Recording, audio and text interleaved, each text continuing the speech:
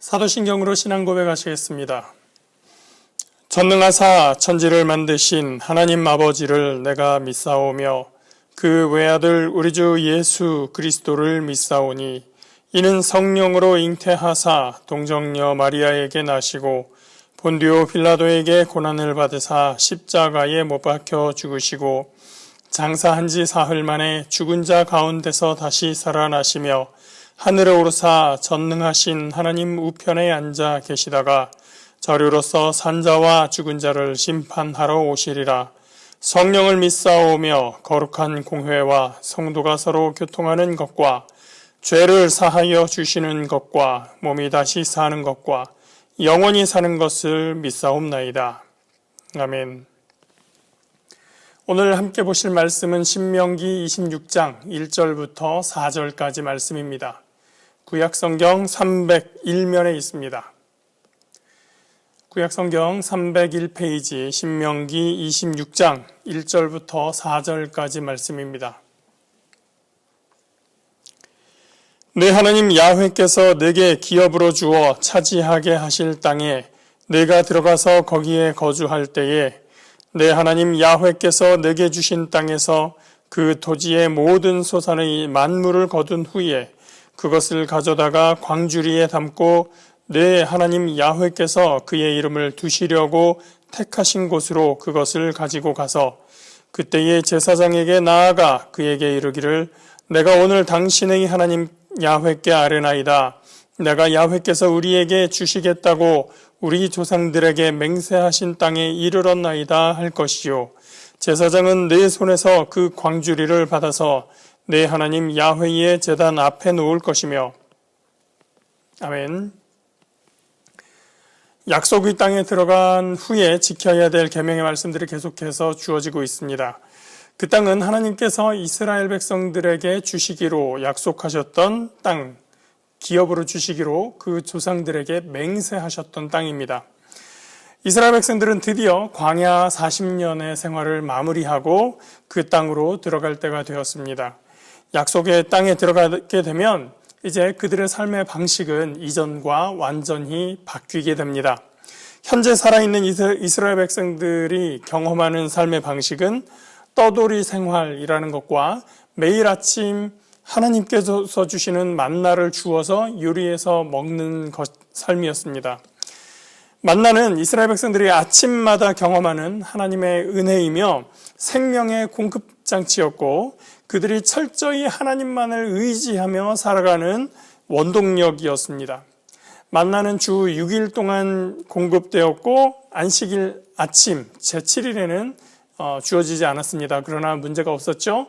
왜냐하면 6일째 되는 날 다른 평소보다 2배나 되는 양식을 거둘 수 있었기 때문입니다. 그래서 이틀 분량을 거뒀기 때문에 7째 날 만나가 내리지 않는다고 해서 그들이 굶을 것을 걱정하지는 않았습니다. 안식일 외에 다른 평일날 단 하루라도 만나가 끊어진다면 그들은 그 하루를 온전히 쫄쫄 굶어야 했을 것입니다. 그런데 저는 이 모든 이스라엘 백성들 중에서 내일 만나가 내리지 않으면 어떻게 하지 걱정하는 사람은 없었으리라고 믿습니다. 그들이 의심을 하든 안 하든 그 다음날 여지없이 어김없이 하나님께서 주시는 만나가 그들의 장막 주변으로 내려왔을 것이기 때문이고 그렇게 그들은 40년을 살았기 때문입니다. 그러나 가나안 땅에 들어가면 이제 상황은 완전히 달라지게 됩니다. 더 이상 아침마다 공급하시는 그 만나는 주어지지 않을 것입니다. 그들은 자신들이 기업으로 받은 땅에서 농사를 통해서 음식을 얻게 될 것입니다. 거기서 열심히 농사를 지어야 됩니다. 밀과 보리를 경작하고 각종 채소와 과실을 맺는 초목들을 가꿔야 합니다. 매일 아침에 당연히 주어지는 만나가 아니라 때에 맞는 하늘에서의 태양과 비를 기다려야 됩니다. 내일 비가 와야 되는데 태양빛만 쨍쨍 비치게 되면 어떻게 하나라는 걱정을 하면서 그들이 생활을 해야 됩니다. 어떤 날은 제발 비 좀 그만 와야 되는데 내일도 비가 오면 어떡하지 하는 폭우를 바라보며 하늘을 쳐다보며 걱정하는 탄식하는 소리가 있을 수도 있습니다. 그렇게 하여 그들이 첫 번째 추수를 맞이하게 됩니다. 그들은 얼마나 기쁘겠습니까? 한 해 동안의 수고와 걱정을 넘어서 걱정을 통해서 그 걱정들을 심어서 그들은 첫 수확의 기쁨을 얻게 되는 것입니다. 그때의 율법은 백성들로 하여금 하나님 앞에 오기를 원하십니다. 즉 하나님께 제사 드리도록 하는 것이죠. 첫 번째 열매를 얻는 그 기쁨의 시간에 그들은 하나님께로 돌아와야 하는 것입니다. 예전에는 자식이 직장 생활을 하고 첫 월급을 타게 되면 부모님께 빨간 내복을 사드리는 것을 마치 전통처럼 그렇게 했었다고 하죠. 저희 세대가 이제 첫 월급을 받을 때가 되었을 때는 그 빨간 내복 사드리는 것은 이미 옛날 얘기가 되어 있었습니다. 그러나 어쨌든 오늘날에 우리가 받는 그 첫 번째 월급, 첫 번째 소득이라는 것은 정말 특별한 의미가 있습니다. 그 첫 번째 수확의 시기에 우리는 기쁨에 만취할 것이 아니라 하나님께 돌아가야 되는 것입니다. 수확을 하고 나면 우리가 알듯이 성경에는 하나님께 예배하는 절기들이 있었습니다. 구약의 3대 절기라고 하는 유월절, 칠칠절, 장막절이 있는데 특별히 수확과 관련된 절기 칠칠절과 장막절입니다. 칠칠절은 보리의 첫 열매를 바치는 절기이고 봄에 있는 절기입니다. 장막절은 가을의 수확을 마무리하며 하나님께 올리는 제사의 절기입니다.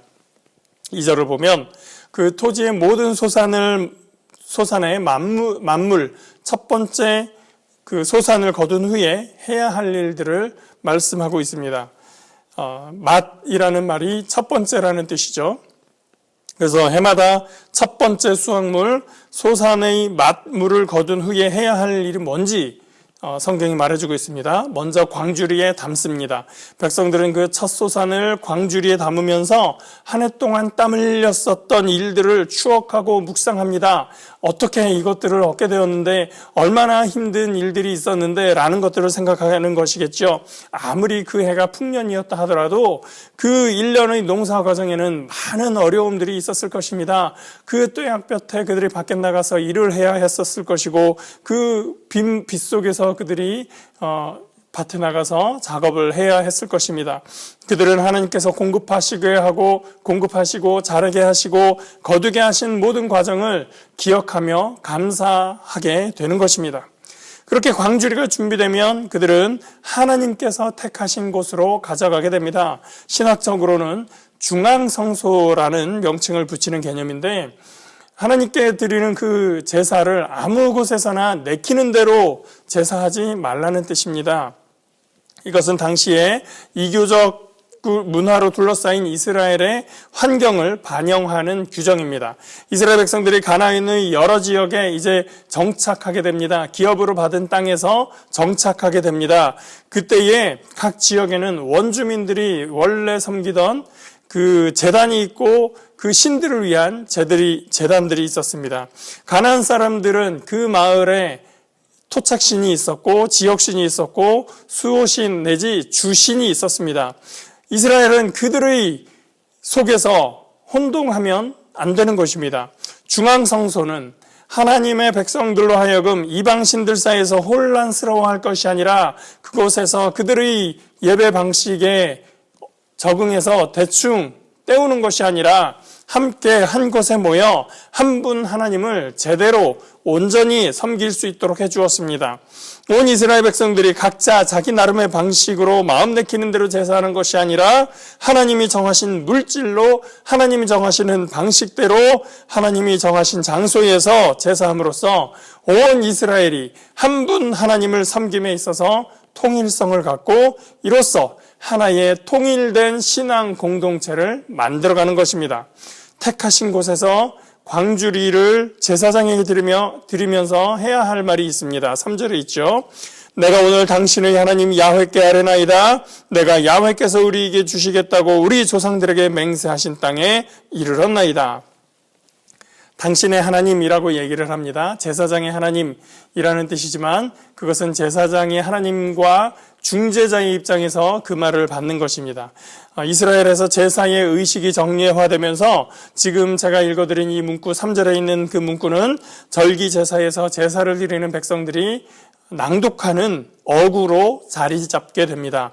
마치 오늘날 우리가 예배 때 사도신경을 암송하고 주기도문을 암송하는 것과 같은 것이죠. 이스라엘 백성들이 하나님의 말씀에 순종하지 않아서 징벌을 받기도 했지만 또 한편으로는 그 말씀대로 열심히 지키려고 하는 그런 노력이 있기도 했습니다. 제사 때 이러이러하게 말하라 라고 하면 이 백성들은 그 말씀을 그대로 따라하며 암송하며 하나님께 나아가려고 했었던 것입니다.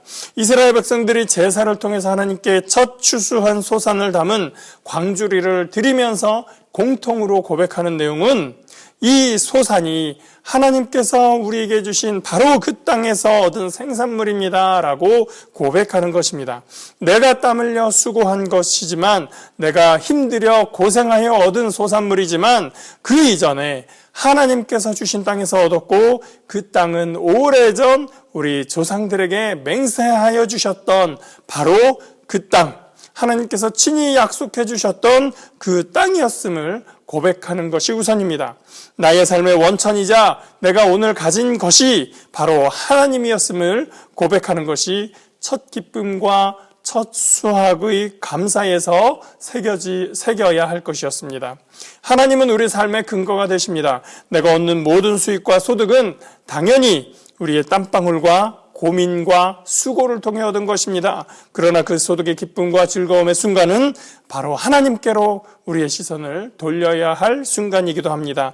이 모든 것을 주신 하나님께 감사하는 순간입니다. 하나님이 내게 주신 직장과 사업과 거래와 학업과 모든 것이 하나님의 은혜임을 인정하는 시간입니다. 우리 중 대부분은 농부들처럼 1년의 과실을 단 한 번 얻는 생활을 하고 있지는 않습니다. 그렇지만 우리의 삶을 인도하시는 하나님의 은혜를 깨닫고 감사하며 사는 것이 우리의 삶인 줄 믿습니다. 수확의 시기에 첫 소산을 하나님께 드리며 내 모든 것의 근원 되시는 하나님께 감사하는 저와 여러분 되시기를 주님의 이름으로 축복합니다. 기도하시겠습니다. 걸어가시고 좋으신 하나님, 하나님께서 우리의 존재의 근원이 되시고 우리의 오늘의 축복의 근원이 되심을 오늘 말씀을 통해서 다시 한번 돌아보게 됩니다. 내가 감사할 그 순간에 나의 기쁨에 만취하고 나의 만족에 젖어 사는 것이 아니라 그 모든 것을 허락하시고 인도하시고 공급해 주신 하나님을 돌아보며 하나님께 영광 돌리는 삶이 될 수 있도록 인도하여 주시옵소서. 참으로 우리의 모든 근원 되신 주님을 높이며 주께 영광 돌리는 주님의 믿음의 백성들 될 수 있도록 인도하여 주시옵소서. 감사드리며 예수 그리스도의 이름으로 기도합니다. 아멘. 하늘에 계신 우리 아버지여, 이름이 거룩히 여김을 받으시오며 나라가 임하시오며 뜻이 하늘에서 이루어진 것 같이 땅에서도 이루어지이다. 오늘 우리에게 일용할 양식을 주시옵고 우리가 우리에게 죄 지은 자를 사하여 준 것 같이 우리 죄를 사하여 주시옵고 우리를 시험에 들게 하지 마시옵고 다만 악에서 구하시옵소서. 나라와 권세와 영광이 아버지께 영원히 있사옵나이다. 아멘.